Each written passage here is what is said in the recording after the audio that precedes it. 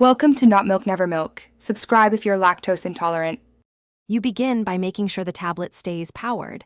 Plug it in or charge above 50%. Once done, back up critical photos and app data so you can restore if anything fails. Now connect to a stable Wi-Fi network. Updates often exceed 500 MB, and open settings to check the current Android version. This early preparation prevents interruptions, and it lets you move straight into the update flow without pausing to troubleshoot power. Or you tap Settings, then System, and choose System Update or Software Update. If a patch is available, press Download.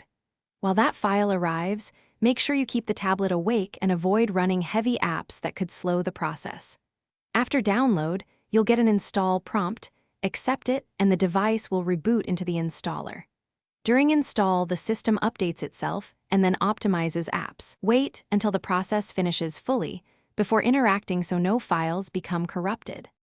You finish by confirming the new Android version in Settings and quickly testing Wi-Fi, notifications, and a few essential apps.